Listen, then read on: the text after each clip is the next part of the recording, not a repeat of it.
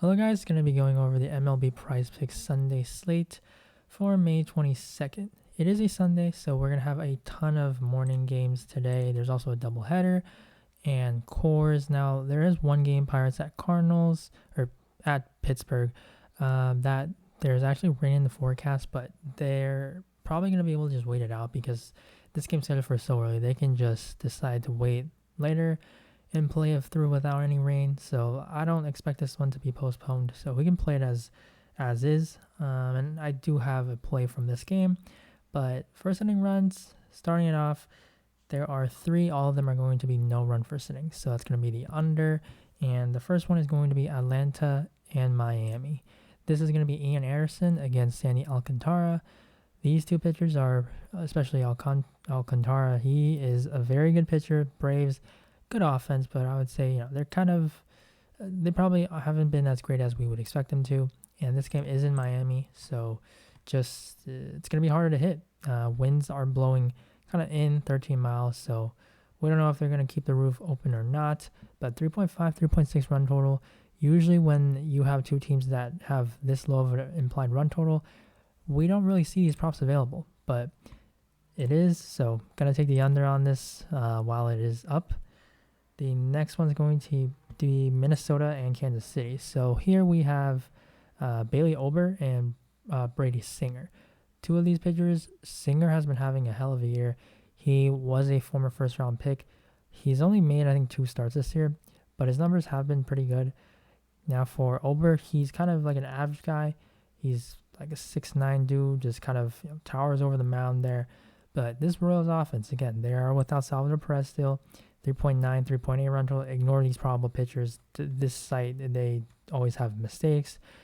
9 miles winds blowing in, 63 degrees. So pitcher-friendly conditions again here.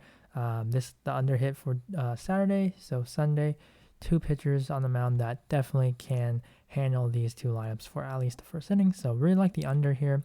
Well, I would say one of my favorite plays. And then the last first inning prop is going to be Arizona and Chicago. So these 2 teams, obviously, 2 of like the bottom feeders in the league. They have a 3.7 and 4 run total. Merrill Kelly, good pitcher. Wade Miley, average kind of guy. But again, the offenses, these 2 teams struggle. 60 degrees, 8 miles blowing in, and it's just the conditions, very pitcher friendly. So I'm going to take the under on this one. Like it quite a bit as well. Now on to strikeouts. Actually going to go right back to the same game. Merrill Kelly, 5 strikeouts. Going to over on this one. The Cubs, they strike out against righties this year so far. They rank second. They strike out at the second highest rate. So definitely in favor of Merrill Kelly here. Kelly, he has improved his stuff this season, but he had a very tough match against the Dodgers last time. So, of course, pitchers, when you have to face off against one of the best offenses, you're probably going to struggle. So that's why it is. But here, Kelly gets a terrific match against the Cubs to just get right. So really like the over on this. At least he can push. And then the fantasy prop, I have one for pitchers. That is going to be same game again, but Wade Miley, 21.5. Against lefties, the Diamondbacks, 25.5% K rate. That's going to be 6 WRC plus. They rank second to last. So they struggle quite a bit. To lefties, Wade Miley, he is making his 3rd start of the year. He was injured, and now he had a good start last time out. He's not like an extreme K guy, but this Cubs lineup does strike out a lot, and they're just not a good offense. Pitcher-friendly conditions, think 21.5 is probably a little low. This might jump to 24.5, so I do like taking the under while we can here. Now on to hitters. So for fantasy score, we're going to start off with Randy Arozarena. He looks like he is back to his playoff form from, 2 years ago, I believe? He's hitting the ball very well right now. Baltimore, they move those fences back in left field, so it hurts the righties, but this is a 6-point projection. We're not betting on him to hit a home run. He has speed too, so he can steal and get the over for this, but he just is basically turning into what he once was. And Baltimore, they're going to be pitching Spencer Watkins, someone who has a very low strikeout rate. I believe it's like 13%, might even be like 10. And Arozarena, he strikes out, but when you have a pitcher who does not strike guys out, that's just going to allow Arozarena to put the ball in play. Someone who's been on fire, Watkins, yeah, he does have a 10% K rate. He has a lot of blue here, expected to give up a lot of runs. The Rays, I think, I have a 5.1, 5.2 run total. 9-mile winds blowing out. It's 86 degrees. Arozarena was batting fourth today. Franco, we're going to wait and see on whether he's going to be in the lineup today, but 6, I think that's just too low of a line. And then on the other side, I like Cedric Mullins, 6.5 against Tampa, taking on Corey Kluber. Kluber, at this point, it's just more name recognition for him. He's just not the same pitcher, but he's still getting projected like he is. And so we have, I would say, a bit of, this probably should be like 7 or 7.5. Mullins has speed. He's going to steal. He's been able to handle lefties, so if he has to face one later on in the game, that's totally fine. But you look at Kluber, he has quite a bit of blue, and his expected ERA is supposed to be higher. K rate, I mean, it's not bad, 23.5, but expected batting average 307. You can steal off of him. Mullins certainly has the speed, so I kind of like this. This Baltimore offense should be able to get a jolt there with Adley Rutschman now back, or not back, but making his debut, now his second game in the lineup. Hopefully he is still going to be starting here. And then we're going to be looking at the Blue Jays with George Springer, 7 fantasy points, and then Bo Bichette, 6.5. Both of these are going to be overs. They're going to be facing against a Cincinnati Reds rookie. I think his name is George Ashcraft. This guy, Graham Ashcraft, sorry, he is a very good ground ball pitcher. He had like a 71% ground ball rate in the minors, but when you compare the minors to the majors, especially to one of the best offensive teams in the majors, this should be a tough task. He is a 3-pitch pitcher, fastball, cutter, slider. You expect a pitcher to have a cutter, should be able to be tough on lefties. Now, these guys are all righties, but he actually has been giving up to the lefties quite a bit this season. But before then, yeah, definitely to righties, kind of just, nothing too great. He has, I would say, above average stuff in the minors, so we don't know if that's going to translate to the majors. And Springer and Bichette, they're kind of priced where they're supposed to be facing like one of the better pitchers in the league, and they're facing off against the rookie. So I think both of these are too low. They both have the ability to steal a base, so I like it. And believe the Blue Jays, they have a 5+ run total, 5.3. So yeah, and it is not Overton. Overton is actually hurt right now, so ignore that. But just taking advantage of a rookie matchup. And then now going to Corey Seager, taking the over for him. 6.5. Jose Urquidy on the mound for the Astros. He's just not good, but he's getting bailed out right now. And by bailed out, I mean he's just getting lucky. His numbers, they're just a bunch of blue. Like, he does not miss bats. He has so much blue here.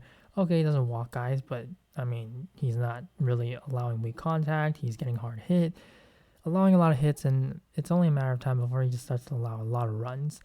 And Corey Seager is priced like he's facing off against, I don't know, some better Astros pitcher. So I think this one's definitely too low. And I don't mind the weather here, because if it does rain, they're going to close the roof, and so then that makes the wind just not matter at all. So this run total, I think, is way too low. And Urquidy, just not a good pitcher, honestly, and I think Seager's he should be 7.5 in this matchup. And going to the next play, it's going to be Dalton Varsho. Varsho going up against Wade Miley. Lefty-lefty matchup. Varsho hasn't been bad, actually, this season against lefties, but Wade Miley is very tough on lefties. So that's why I'm going to be taking it under for Varsho at 7.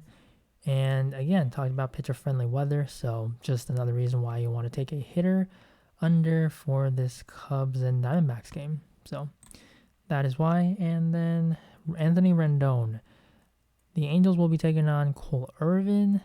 Irvin has very significant splits, lefty-righty. He is a lefty, and he just gives it up to righties. And Anthony Rendon at a 6-point projection, I just think that is way too low. Probably he's always been like 6 or 6.5. So I love taking advantage of this when he faces a lefty, and we do have one here in Irvin. He's been getting a bit lucky, and he doesn't strike my guys out. Rendon, also not a high strikeout guy, very good eye. In splits, you look at lefty-righty, 3 homers, 1 homer compared to lefties this season. Last year, 18-5, just he gives it up to righty. So that's why I think Rendon is in a terrific spot. And then on to total bases. The one that I like is Pete Alonso, 1.5 over. Just Coors Field, he's getting to face a lefty in Austin Gomber.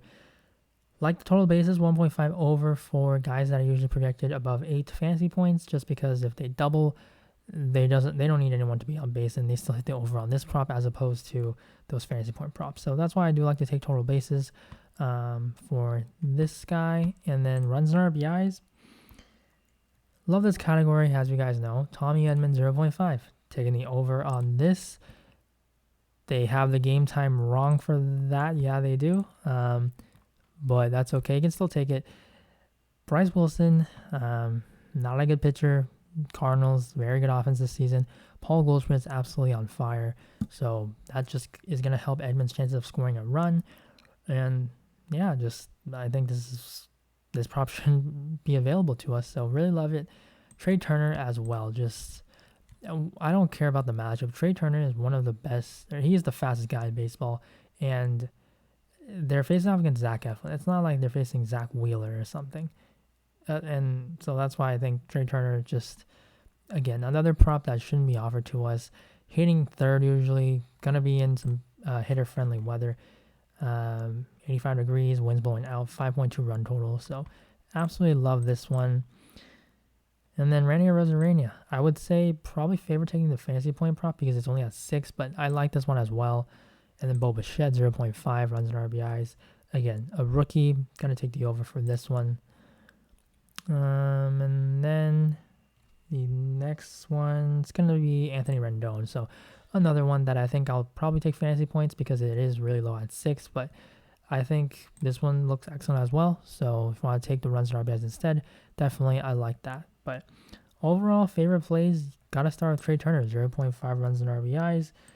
And Rendon, 6 fantasy points.